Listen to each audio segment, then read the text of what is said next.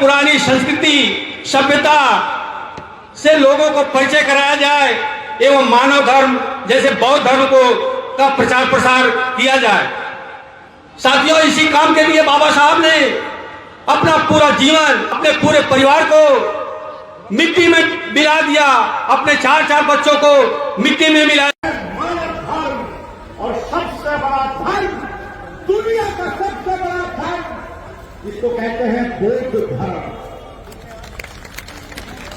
सत्तापूर्ण समाज की स्थापना के लिए आज से 1200 साल पहले यहाँ बौद्ध धर्म का बोलबाला था और आज बाबा साहब के तमाम यात्रा के बाद, अनुरोध के बाद आप लोग अपने घरों से निकलना पसंद नहीं करते। जब तक आप जागरूक नहीं होंगे ऐसे ही लुटते रहोगे। और मेरा दावा है जिस दिन कमेरा जाग जाएगा उसी दिन लुटेरा भाग जाएगा। आपको केवल जानने की जरूरत है, आपको किसी से नहीं डरना है। पहली बात मैं ये बता देना चाहता हूं कि परम आदरणीय सुमित रत्न जी ये इंसान नहीं है। आप लोग गलतफहमी है कि आदरणीय सुमित रत्न जी इंसान है। दोस्तों, ये इंसान नहीं है। यहाँ मंच पर बैठे हुए हम सभी लोग इलाहाबाद में प्रयागराज में किसी बहुत सम्मेलन में उपस्थित हैं। आदरणीय भंते जी लगातार जो बौद्ध मत है दुनिया का सबसे वैज्ञानिक मत है और दुनिया के किसी भी धर्म में इस बात की गुंजाइश नहीं है कि आप अपने धर्म की उन बातों को जो अवैज्ञानिक है वो ही मानना है। लेकिन अकेला बौद्ध धर्म है जो कहता है। अब मैं समझा कि आप सभी लोग हाथ क्यों नहीं उठा रहे, क्योंकि आप लोग सोच रहे हैं कि भंते जी के साथ ये जो लोग बैठे हैं जाना है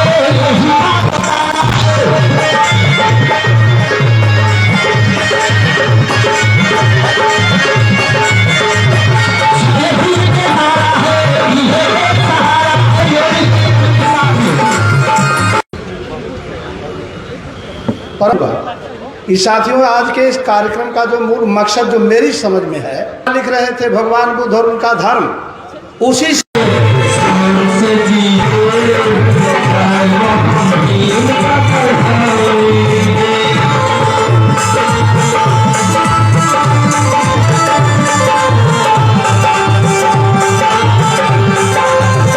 करती हूँ। विश्व बुद्ध मुख्य संयोजक आदरणीय सुमित रतन भंते महोदय जी, हम सभी के चहेते लोकप्रिय माननीय इस कार्यक्रम के महत्वपूर्ण अंगदर्शकगण, आप सभी को मैं साक्षी बौद्ध। प्रतापगढ़ असली राजा महाराजाओं का गढ़। फतेहपुर के लोग कितने? फतेहपुर, खागा फतेहपुर। जौनपुर के कितने लोग हैं? जौनपुर के बहुत कम लोग हैं। भदोई के कितने लोग हैं? भदोई के राजा महाराजा। आदरणीय चेयरमैन साहब को मैं देख रहा हूं, इनकी टोपी, इनकी मूछे। आदरणीय अरुण मौर्य जी जिंदाबाद बैठे हैं। आप ये मत कहिए भंते जी पहचान नहीं रहे, सबको मैं देख रहा हूं। इसके बाद मिर्जापुर के कितने राजा महाराजा? मिर्जापुर हाथ उठाइए। मिर्जापुर काफी है। बनारस से कितने लोग आए? बनारस। आदरणीय भंते जी बनारस से आए, देखिए हाथ उठा दिया इन्होंने। चित्रकूट के कितने राजा महाराजा? चित्रकूट से हाथ उठाइए। अरे भंते जी काफी है, चित्रकूट से आए। इसके बाद बांदा से कितने लोग आए? बांदा। अच्छा, बांदा के देखिए खड़े हो गए बांदा से। सुल्तानपुर के कितने राजा महाराजा? सुल्तानपुर वाले हाथ उठाइए। अरे हाथ काफी उठ रहे हैं। और सुल्तानपुर के लोगों को जिम्मेदारी दी मंच पे पानी पिलवाओ ठीक से। हाँ, सुल्तानपुर के राजा महाराजा है। निषाद, एक निषाद सब पर भारी है, सब है, काफी लोग हैं, बहुत लोग हैं। इसके बाद अमेठी के कितने लोग? अमेठी वाले, रायबरेली वाले हाथ उठाइए। रायबरेली, ये देखिए रायबरेली सामने डटी है। सभी जगह के लोग हैं। अब बताइए प्रयागराज के कितने लोग हैं? प्रयागराज वाले हाथ उठाइए। क्या बात है प्रयागराज। आप आयोजक हो कार्यक्रम के, इसलिए ज्यादा मुझे परेशान मत करो। मेरा प्रवचन, मेरा भाषण करा दो। जो बाहर से लोग आए इनको सुनना चाहिए कि नहीं? बताइए आप। कितना देखिए धैर्य है मेरे राजा महाराजाओं में। कि वो लोग शान से बैठे हैं और सुनना चाहते हैं। अगले वक्ता के तौर पर साक्षी सोनकर बिटिया है, वो बोलना चाहती है और आज से नहीं, वो 2 महीने से मेरे पीछे पड़ी है। मैं पहली बार जब उसके घर गया, पुरानी संस्कृति सभ्यता से लोगों को परिचय कराया जाए एवं मानव धर्म जैसे बौद्ध धर्म को का प्रचार प्रसार किया जाए।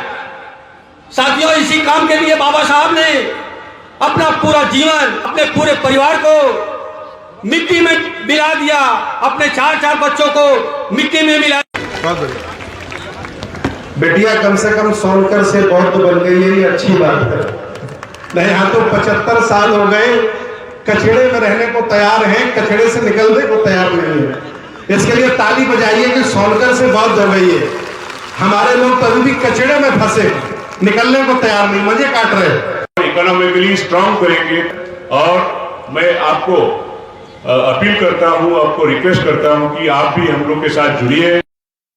हमको यूज कर रहे हैं तो वो आप कब तक उनको यूज करने देंगे? उसके बाद उनके देहावसान, उनके परिनिर्वाण के बाद वह समाप्त हो गया।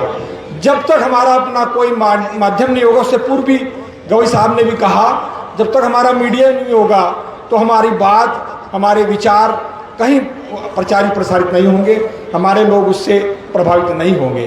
बिना उसके हम कोई काम नहीं कर सकते। हमारी सामाजिक धार्मिक क्रांति वह अधूरी रह जाएगी। तो मैं जितने लोग परंपरागत तौर पे धर्म जो इतना दिमाग में घुस गया तो उसको खिलाफ सोच ही नहीं सकते हैं। ऐसे बहुत सारे जो परिवार थे जिसकी वजह से दादा तक पहुंच नहीं पाया और जातिवादी जुल्म जो है वो जातिवादी जुल्म की हो सकती है। उस कारण में जो है हम ये सच्चाई हमारे मानता है, जो संविधान को मानने वाला है वो देश का सबसे बड़ा राष्ट्र है। जो संविधान का वायलेशन करता है, संविधान के विरुद्ध आचरण करता है, संविधान के खिलाफ निर्णय देता है, संविधान के खिलाफ देश को संचालित करने का काम करता है, वो देश का सबसे बड़ा राष्ट्रद्रोही है। चाहे वो मानव धर्म और सबसे बड़ा धर्म, दुनिया का सबसे बड़ा धर्म जिसको कहते हैं बौद्ध धर्म। सत्तापूर्ण समाज की स्थापना के लिए आज से 1200 साल पहले यहाँ बौद्ध धर्म का बोलबाला था और आज बाबा साहब के तमाम याचना के बाद, अनुरोध के बाद आप लोग अपने घरों से निकलना पसंद नहीं करते। जब तक आप जागरूक नहीं होंगे ऐसे ही लुटते रहोगे। और मेरा दावा है जिस दिन सवेरा जाग जाएगा उसी दिन लुटेरा भाग जाएगा। आपको केवल जानने की जरूरत है, आपको किसी से नहीं डरना है। पहली बात मैं ये बता देना चाहता हूं कि परम आदरणीय सुमित रत्न जी ये इंसान नहीं है। आप लोग गलत फहमी है कि आदरणीय सुमित रत्न जी इंसान है। दोस्तों, ये इंसान नहीं है। इस कलयुग के, इस धरती के ये भगवान है, ये देवता है। इस बात को अच्छी तरीके से समझ लो कि ये भारत के अंदर आज बौद्ध धर्म के लोगों को जो सो रहे हैं उनको जगाने आए हैं।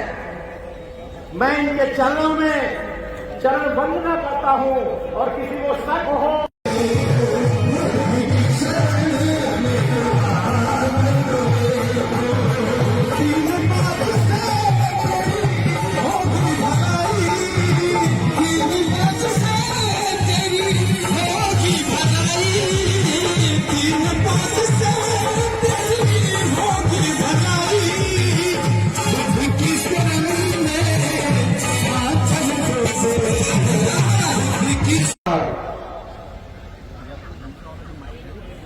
आधुनिक भारत के निर्माता डॉक्टर बाबा साहेब अम्बेडकर, महात्मा ज्योतिबा फुले, नहीं कार्यालय पे जाइए सर। सावित्रीबाई फुले, कोई दिक्कत बहुजनों के सभी महापुरुषों को विनम्र अभिवादन करता हूं। इस धम्मपीठ पर आसीन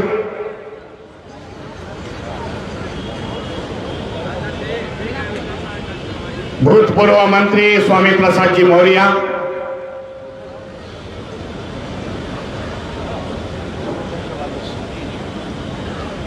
सभी मान्यवर,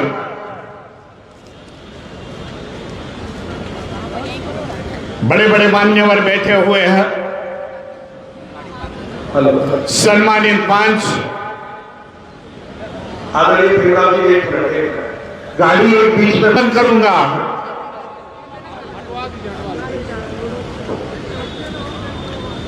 पूज्य महंते जी जिन्होंने इस धम्म सम्मेलन का आयोजन किया, मैं अभिनंदन करना चाहता हूं आप सभी का, और बता दिया हम 1% हो गए पर इस देश में राज कर सकते हैं। बनते जी आज सभी को जगाने का काम कर रहे हैं, इसके लिए अभिनंदन करना चाहता हूं। क्योंकि यह कारवा है जो बाबा साहब ने शुरुआत की इसकी, और इसी कारवे के साथ साथ हम लोग चले हैं। इसका सारा श्रेय हम बाबा साहब को देना चाहते हैं। बाबा साहब के साथ जिन्होंने महापुरुष आ गए,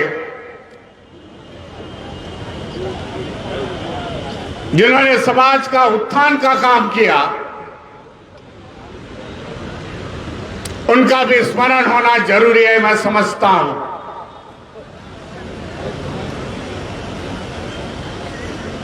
ये बाबा साहब के क्रांति का देन है, जहां बाबा साहब धम्म क्रांति करते हैं। जो क्रांति का सर्कल था बाबा साहब का, कि उनके जीवनी की आखिरी क्रांति थी, और क्रांति का सर्कल पूरा हो गया और आज धम्म चक्र बन रहा है और देश में राज कर रहा है। इसके लिए बाबा साहब के साथ साथ, विचारों के साथ साथ हमें चलना चाहिए। समाज की शुरुआत हुई थी 0 से, 0 से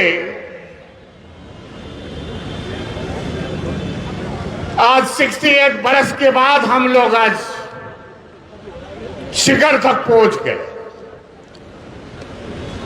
ये बाबा साहब की देन है, जो बाबा साहब के विचारों के साथ चले।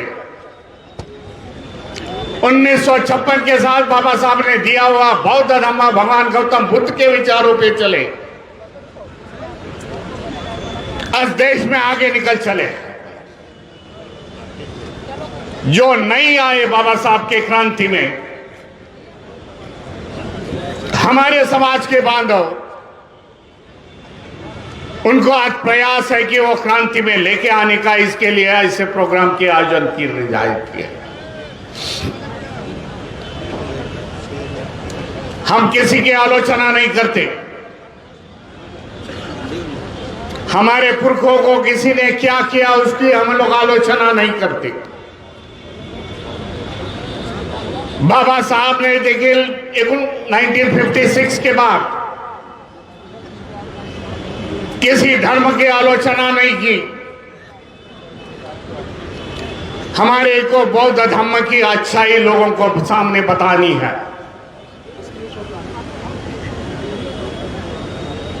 धर्म का समतावाद बताना है, करुणा बताना है, भाईचारा बताना है।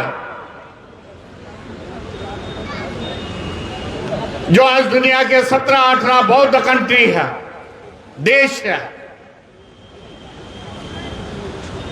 जिन्होंने बुद्धवाणी बुद्ध के विचार अपनाए हैं, आज वो आगे निकल गए, हमारे से काफी आगे निकल गए। जापान का उदाहरण है, चाइना का उदाहरण है, कोरिया है,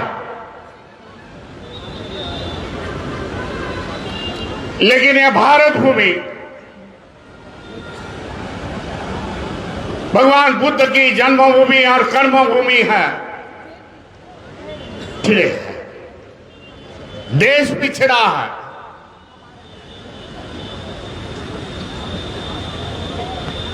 विषमता की संस्कृति में आज हम लोग हैं। ऊंच नीच की भाषा है।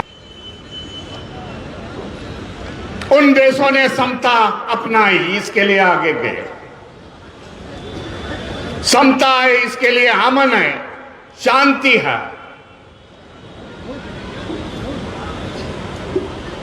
इसलिए हमारे को देश की प्रतिमा बदलनी पड़ेगी। विषमतावादी संस्कृति में हमें समतावादी संस्कृति लानी पड़ेगी और इसके लिए देश में बौद्ध धर्म का प्रचार और प्रसार होना जरूरी मैं समझता हूं। बौद्ध धर्म का महान इतिहास है इस देश का। हमें जान के लेना पड़ेगा बौद्ध धर्म का इतिहास क्या है।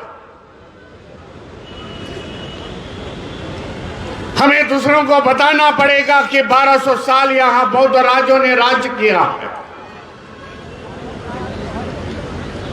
यहां की व्यवस्था, यहां के इतिहासकार कभी बताएंगे नहीं, लेकिन 1200 साल यहां बौद्ध राज्यों ने राज्य किया है। वो देश का सुवर्ण समय था, सुवर्ण काल था।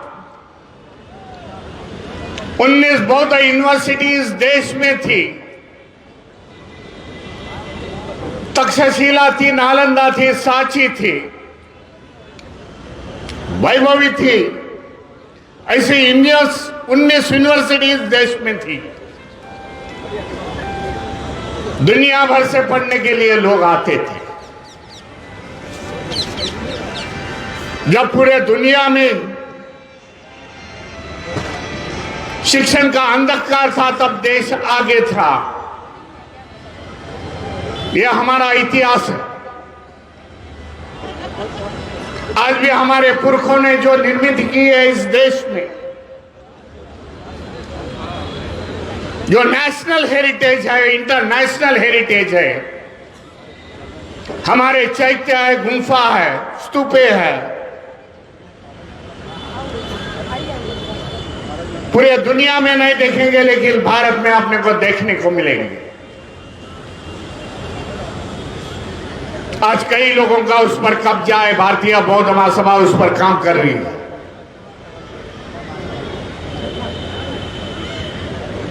हमें वो छुड़ाना पड़ेगा उनके कब्जे से, होने वाले एनक्रोचमेंट से।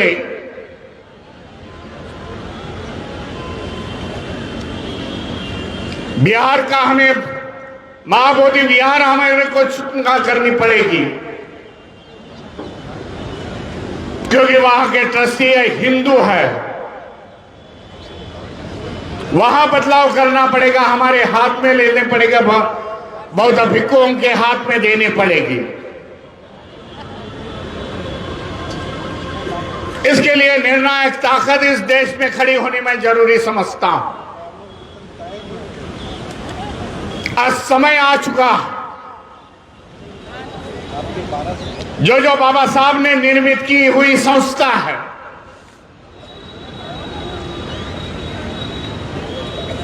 बुद्धिस्ट सोसाइटी ऑफ इंडिया, समता सैनिक दल है, राजनीति की पार्टी है, उनको आगे लेके जाना हमारी जवाबदारी है मैं समझता हूं। कई संगठन इस पर काम कर रहे हैं, मैं उनका भी अभिनंदन करना चाहता हूं, बधाई देना चाहता हूं। लेकिन एक बैनर के नीचे आना जरूरी मैं समझता हूं, तो हमारी ताकत दिखेगी।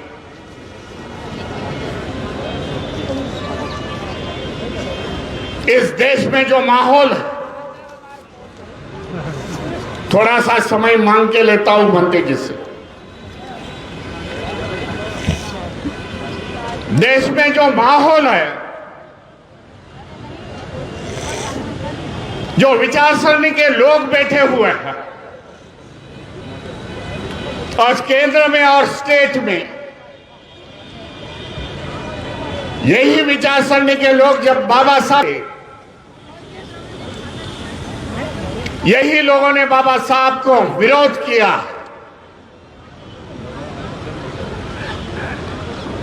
बाबा साहब के क्रांति को दबाने की कोशिश यही लोगों ने की है। वो नहीं चाहते कि बाबा साहब की जनता ऐसी खुलेआम आगे निकल जाए हमारे से। ये धोखा मैं जानता हूं, आप भी जान लिए क्योंकि आप पढ़े लिखे हो। हमारा दोस्त कौन है, हमारा शत्रु कौन है? शत्रु मैं विचारों का बोल रहा हूं। ये पहचानना बहुत काफी जरूरत है आज के दिन में, जब बाबा साहब की ये क्रांति दबाएंगे तो आपके फिर से दूसरे बाबा साहब नई निर्माण हो गया आपको आगे लेके जाने के लिए। इसके लिए बाबा साहब ने उस जमाने में कहा था, मेरा एक क्रांति का रथ आगे लेके जाना, लेकिन पीछे मत लाना, उसको है वही जगह रख दो। ये बाबा साहब के बोल आगे की सोचते थे। आज वो समय आ चुका है, बाबा क्रांति हुई, बाबा साहब ने क्रांति की और क्रांति को दबाने की आज देश में कोशिश हो रही है। इसके लिए बाबा साहब ने उस जमाने में एक बुक लिखी है, जो बाबा साहब का साहित्य पढ़ते होंगे उनको मालूमात होगी, revolution and anti revolution in India. ये बाबा साहब को मालूम था 70-80 साल के बाद इस देश में फिर और प्रसार। आपके इस उत्तर प्रदेश की धरती पे मेरठ, गाजियाबाद, नगीना और आज इलाहाबाद में भंते जी सुमित रत्न की संस्था के साथ बुद्ध के प्रचार में लगी हुई है। मैं जानकारी ये आपको देना चाहता हूं कि भांते जी जो सुंदर कार्य कर रहे हैं, बाबा साहब के भारत को बौद्धमय बनाने के सपनों को साकार करने में बाबा साहब का खून, डॉक्टर भीमराव यशवंतराव अंबेडकर और उनकी संस्था बुद्धिस्ट सोसाइटी ऑफ इंडिया पूरी ताकत के साथ उनके साथ में खड़ी है। इसी कड़ी में हमारे कमिश्नर साहब ने कहा था कि एक वैनिटी वैन जो संविधान रथ चला है, वो संविधान रथ हमारी बुद्धिस्ट सोसाइटी का भी कंट्रीब्यूशन था। ये मैं आपको बताना चाहता हूं कि बाबा साहब की Buddhist society of India Bharat को बौद्धमय कराने के लिए तन मन धन से लगी हुई है। ये काफी कम लोगों को जानकारी है। उसी तरह हर राज्य में जहां हमारी शाखा है, 26 राज्यों में श्रामणेर शिविर का आयोजन भारतीय बुद्धिस्ट सोसाइटी ऑफ इंडिया के माध्यम से किया जाता है। हर महीने, हर समय, पूरे साल भर ये जानकारी मैं अभी लोगों को देना चाहता हूं। संस्था की 24 प्रकार के शिविर लगते हैं, जिसमें उद्योग के शिविर से लेके कई शिविर, 24 प्रकार के बाल संस्कार शिविर, महिला संस्कार शिविर, इस तरह के 24 प्रकार के शिविर दी बुद्धिस्ट सोसाइटी ऑफ इंडिया पूरे भारत में कंडक्ट करती है। मैं आप सबको आह्वान करूंगा कि इलाहाबाद वो जब भी सामने शिविर कंडक्ट करे, आप बड़ी संख्या में उसमें शामिल हो। बाकी अन्य जिलों से आए होंगे उनको भी मैं कहूंगा कि हमारी बुद्धिस्ट सोसाइटी के पदाधिकारी से संपर्क करें। मैं कहना चाहता हूं, हमारा कारवा है बिहार। मेरा मैं बहुत लोगों को जोड़ता हूं, जैसे घंटसाल साहब अभी आए, तो मेरे निवेदन का, मेरे आदेश का भी पालन आप करें कि कम समय में ज्यादा बात हो जाए। आदरणीय केसी भारती जी आए और पगड़ी पहनकर मूछ से कहनाकर लगे कि हाँ कोई शासक राजा महाराजा अपनी बात कर रहा है।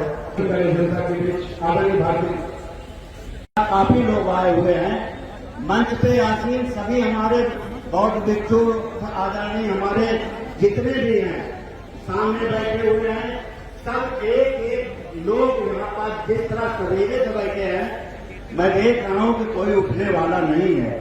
ये हम लोगों के लिए गर्व की बात है। बहुत ही अच्छा लगा और इस कारवां को कहीं भी हम रुकने ना दें, ये हम लोगों को ध्यान में रखना चाहिए।